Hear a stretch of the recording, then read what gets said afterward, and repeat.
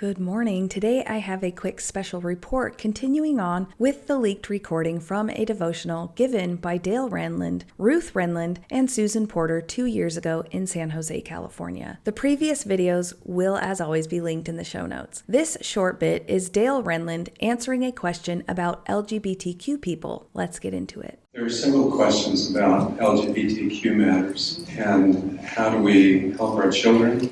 How do we as a church welcome? How do we stay true to the faith when your child feels the church doesn't accept them? That kind of thing. Anyone else worried about how he is going to address this? I think it's important to know that you already know this. This is a very complicated issue. Stop. No. It isn't. It is not complicated to love someone. It is not complicated to affirm their inherent worth and dignity. It is not complicated to provide them a seat and a calling in the congregation. The leaders of the church complicate it with their homophobia. But this is how I would say it. Having same-sex attraction is not a sin.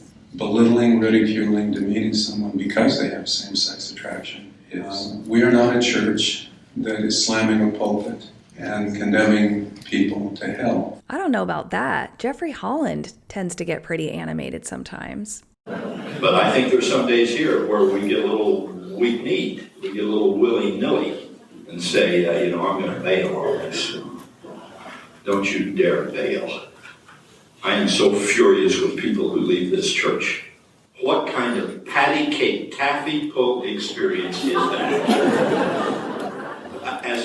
As if none of this ever mattered, as if nothing in our contemporary life mattered, as if this is all just supposed to be just exactly the way I want it, and answer every one of my questions, and pursue this, and occupy that, and defy this, and then maybe I'll be a Latter-day Saint. Well, there's too much Irish in me for that.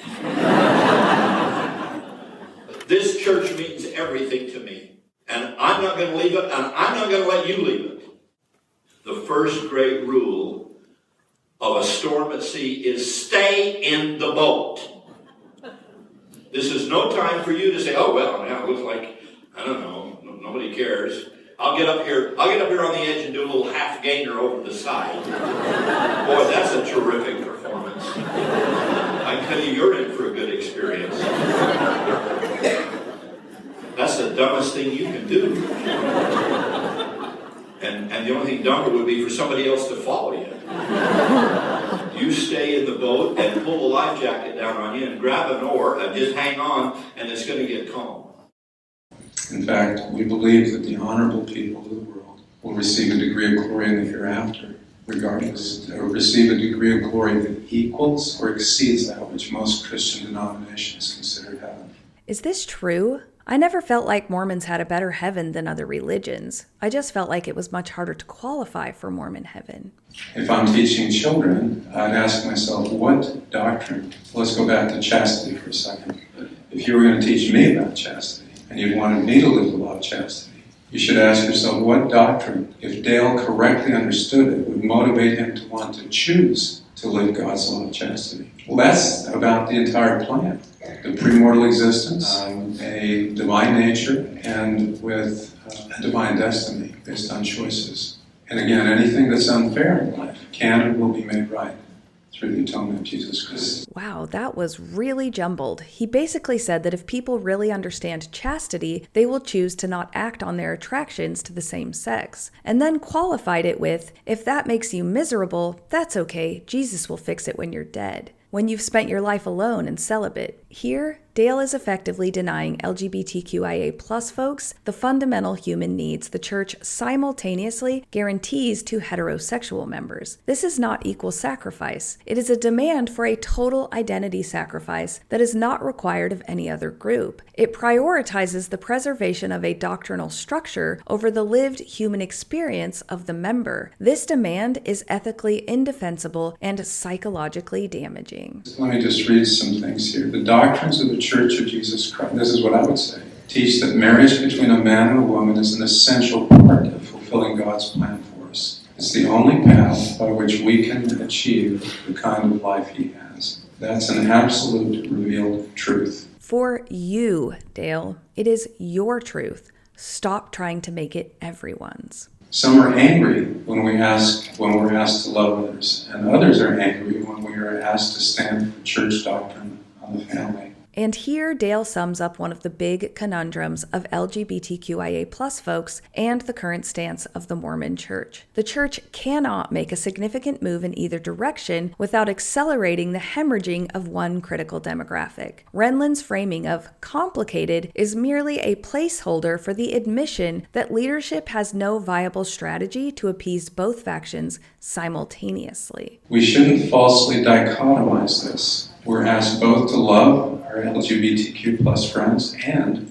unapologetically support doctrine. Loving someone implies that you want them to keep the commandments, but that doesn't mean running away from them when they don't. This framing turns love into a tool of behavioral control. It dictates that true love must include a demand for conformity. If a parent, for example, truly loves their gay child, that love must necessarily include the desire for that child to remain celibate. This puts the burden of responsibility for the relationship's quality onto the LGBTQ+ person. Genuine unconditional love means affirming a person exactly as they are, including their identity, choices, and lived relationships, without a latent agenda for change. Renlund's definition of love is profoundly conditional. I love you, but my love requires me to hope you become someone else.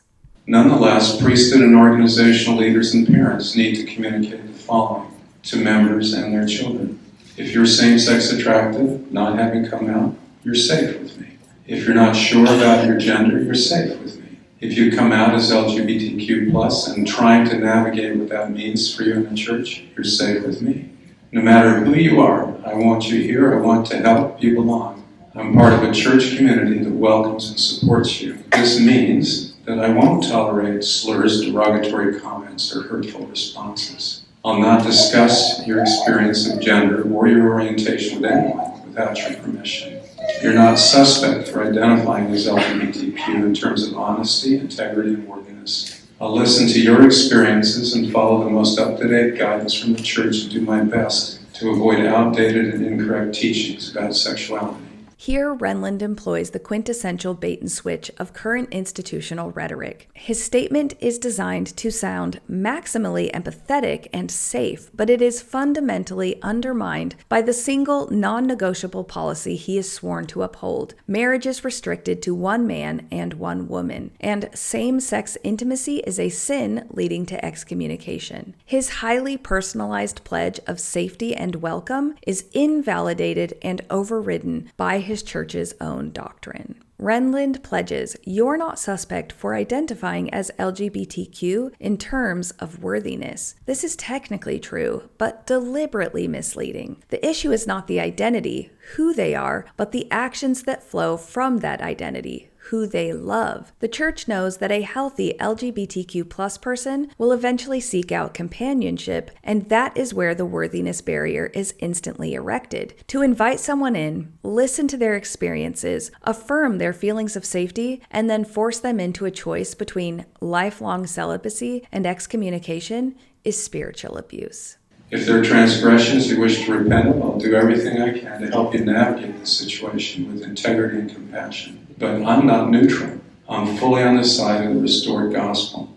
Publicly, you'll hear me preach of the restoration of the doctrine of the family. I'll teach members that they're eternal beings with a divine nature and eternal destiny. I'll affirm their true identity, that they're a beloved child of God, a child of covenant, and a disciple of Christ. I'll always urge them to be true to that identity and let it predominate in their lives. That bit fully invalidates the previous section where he was trying to sound like a safe space. He is not. He has just admitted that he will always choose the church over an individual, the exact opposite of what Jesus taught.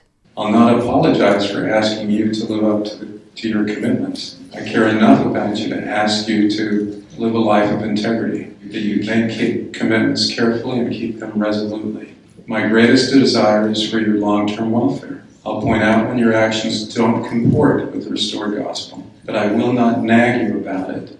And I'll stop doing so if you ask me to. I think the saddest part about this is that he fully believes that God, who he is certain is our loving Father in heaven, would back him up on this. that God would put conditions on love. If I were to wear a flag, it wouldn't be a rainbow flag for many, many, many reasons, because it encompasses more than just what we would hope it just represents, is love, inclusion, kindness. In the late 1970s, Harvey Milk, a member of the San Francisco Board of Supervisors and the first openly gay man elected to public office, asked his friend Gilbert Baker to design a symbol to represent what was then referred to as the gay community. Baker collaborated with his friend Lynn Segerblum, also known as Fairy Argyle Rainbow, to design the rainbow-striped flag with 8 colors. Baker and Segerblum's flag debuted at the Gay Freedom Day Parade in San Francisco in 1978. Each of the original 8 colors had their own unique symbolism: hot pink, sex; red, life; orange, healing; yellow, sunlight; green, nature; turquoise, magic and art; indigo, serenity; and violet, spirit. The original flag's hot pink and turquoise stripes were soon removed because of difficulty manufacturing or dyeing the fabric, resulting in the 6-color rainbow flag we are familiar with today. But if I wear a flag, it's going to be a flag that says, I am a disciple of Jesus Christ. I've been called of him to declare his word among his people, that they may have everlasting life. But brothers and sisters, we need to reach out with love and compassion. If we go to the Gospel Library app, go to Life Help, there are tiles on same-sex attraction, on transgender issues. Go to the church handbook. It's what we believe. My closing remarks. The church does not have a theological crisis. It has an ethical choice. The leaders are waiting for a revelation that will satisfy the conservatives while embracing the progressives. However, the true revelation has already been given. Love is unconditional. Until the church is willing to risk losing the members who prioritize policy over people, the statements of love and welcome will remain a polite but profound lie, and the institution will continue to sacrifice its own children on the altar of its own structural consistency. And that's your special report for today, folks. I absolutely hope you have the day that you deserve.